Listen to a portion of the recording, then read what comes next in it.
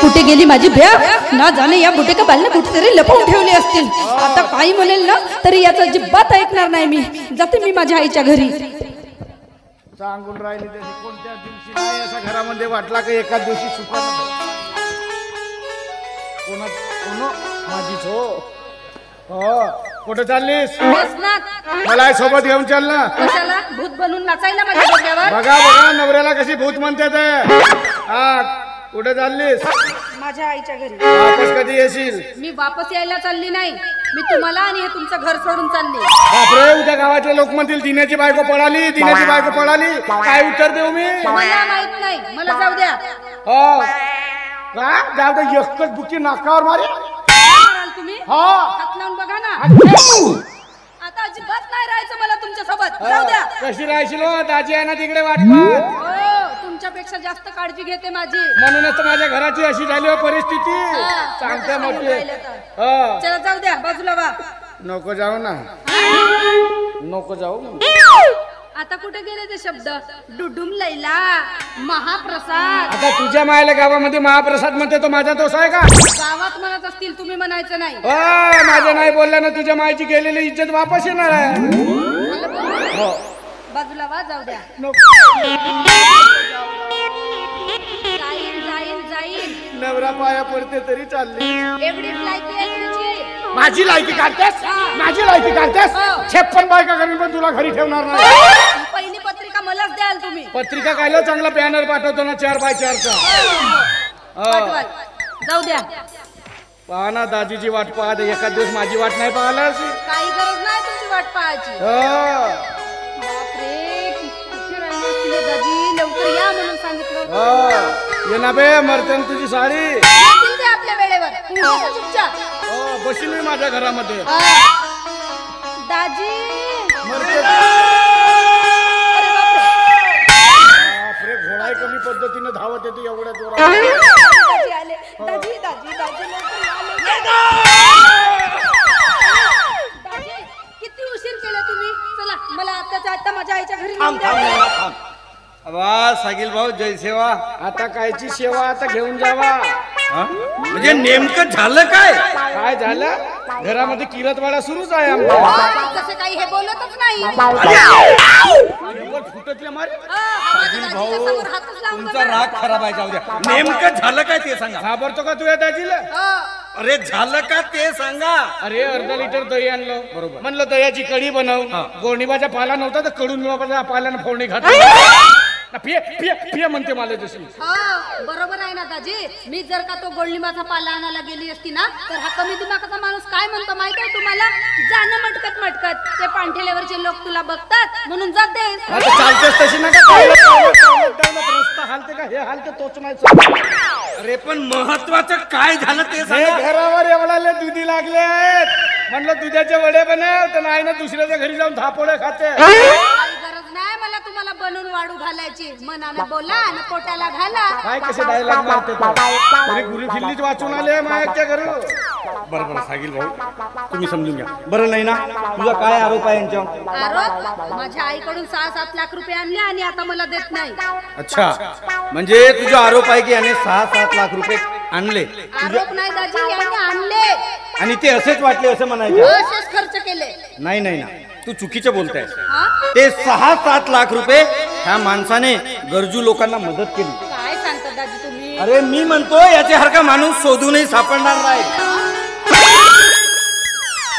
हे बघ नाही ना हा जर तुझ्याशी प्रेमानं राहील तर तू याच्यासोबत राहायला तयार आहेस का पण तुम्ही जे सांगत आहात ते सगळं एकदम खरं सांगत आहे मी मग हे जर माझ्याशी प्रेमाने वागतील ना तेव्हा काहीतरी विचार करेन मी अरे जमते सागिल भाऊ अबे तर जमाव हे बघ नाही ना नवरा बायको म्हणजे रथाचे 2 चाकं असतात एक जरी चाक मोडला ना तर रथ बरोबर चालत नाही म्हणून नवरा बायकोने दोघांनी एकमेकाला समजून घ्यायला पाहिजे हो आहे की नाही द्या तुमचा हात द्या दे ना हात म्हणतात तर असा कातावल्यासारखा नको करू सागिल भाऊ दे तुझा हात दे सागिल भाऊ हा तुझा पण हात दे आणि म्हणा आम्ही दोघे नवरा बायको आजपासून गुन्हा गोविंदाने राहू वाटल्यास एकामेकावर धावून पडू मोठी जोरदार जोरदार लाजली बे सागिल भाऊ लग्नापासून पहिल्यांदा लाजली रे देतो हिला खर्चाला 110 रुपये बरं सागिल भाऊ तुमचा काय आरोप आहे का माझ्यावर? हा काय आरोप आहे का? असली फसाद की जड तो तू आहे रे बाबा. कैसी बापा आतमध्ये नेतोस ना घुंगरू चढवत्या. ये सागिल भाऊ तुम्ही ढोलक चढताना पाहिली, हो तबला चढताना पाहिला, हो पेटी चढताना पाहिली, घुंगरू चढताना कधी पाहिलं का? मग आतमध्ये नेऊन का करत होतास? हा आतमध्ये नेऊन काय करत होता?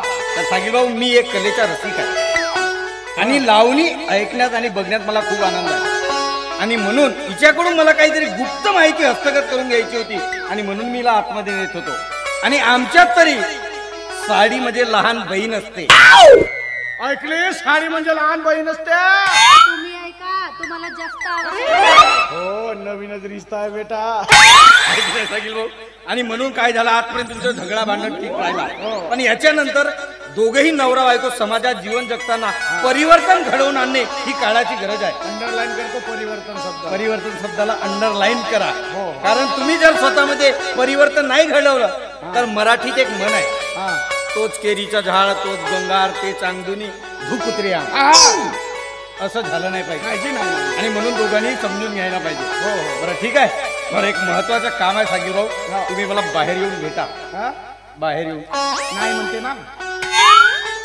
अर्जंट काम आहे सागिल भाऊ, अर्जंट. नाही मी अड्ड्यावर घराच्या बाहेरच येत नाही. माझं महत्वाचं काम आहे त्याचं काय? येईल पक्का? बरं येऊ मग. हो या. आता सागिल भाऊ जय सेवा. जय शिवाजी जय शिवा जागी भाऊ जय शिवा. चला येतो मग. हो या या या. आमच्या घरची जी धपटी हो आणि हे कोणाची प्रॉपर्टी हो? ते माझी प्रॉपर्टी होती. बरं सागिल भाऊ हा जय सेवा. जय शिवाजी बरं जय नाही शिवा. ना? बाय काळजी घ्या दाजी. Bye bye bye. नाही ना. बाय. साडी म्हणजे लहान बहीण असते. बहीण असते. बाय. लक्षात ठेवा.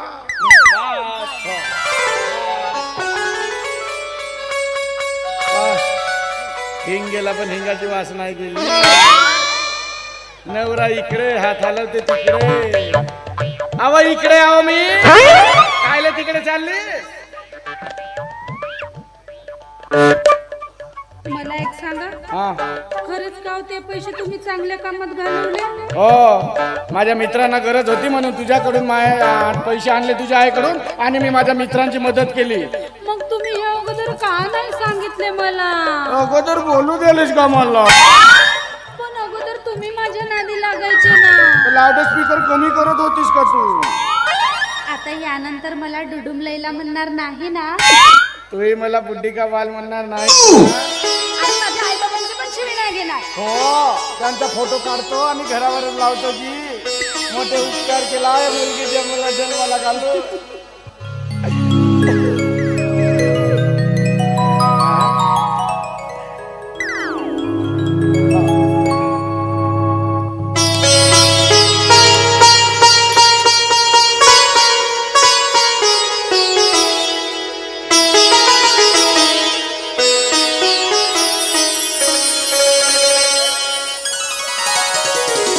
माझ्या मनी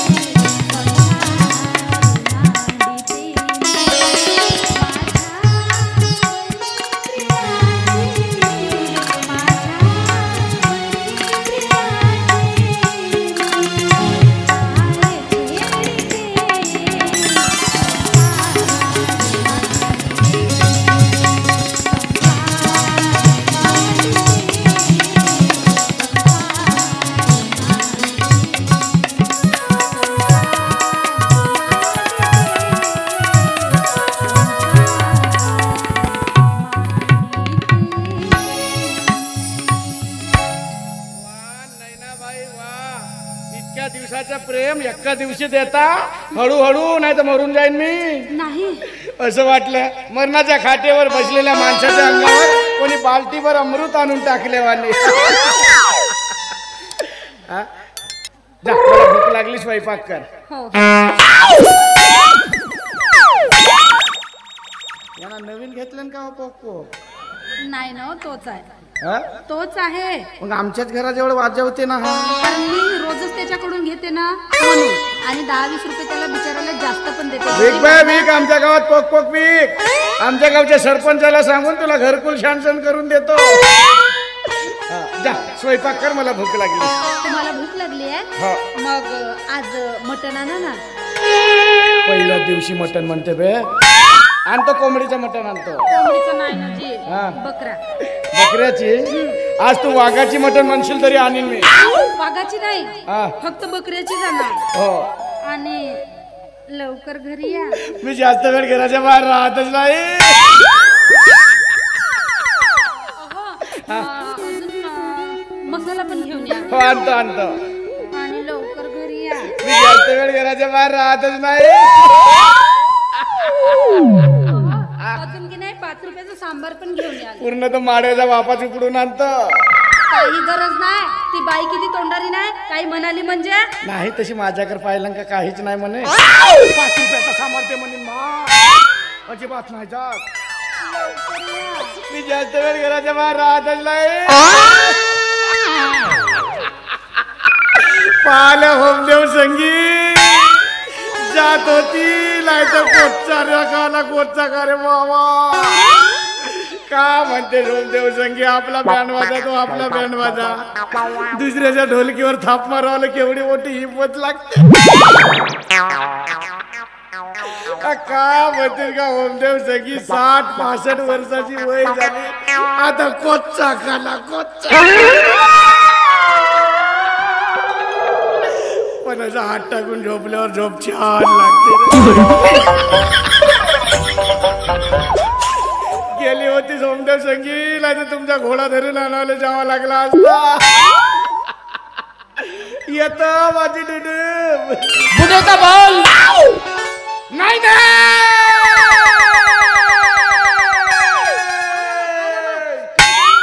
हा चिक्क्या मला नाही का, हा भोयराचा चिक्क्या मला बुड्डी का बाल म्हणते. हो. अरे काऊन रे चिक्या, हा. तू बुड्ढे का बाल, तुझा बाप बुड्ढे का बाल, तुझी अख्खी खानदान बुड्ढे का बाल. माझ्या सोन्यासारख्या नवऱ्याला बुड्ढे का बाल म्हणशील का तू? आजपर्यंत कधी माझी हिंमत झाली नाही ना.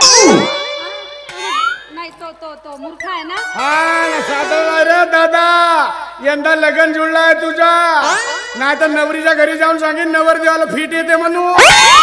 लगन मोडीन चिक्या.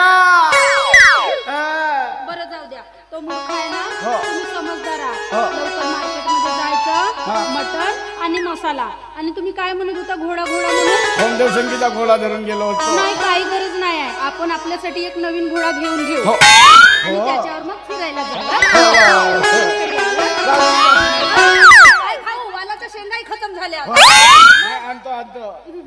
होमदेव संगीत तुझ्या घोडा नाही म्हणते. आम्ही आमचा घोडा घेणार आहोत. पाहिलास का चिक्या, आता मी नाही आमच्या घरचीच बोलते. मोठा प्रेम गा, मोठा प्रेम. पण वय घसरला माझा. या माझ्या बापानं घाईत केलं मला जन्माला घालावलं. 10-20 वर्ष लेट शोध लावलं नसतं तर माझे दिवस राहिले. येत माझी डुडू.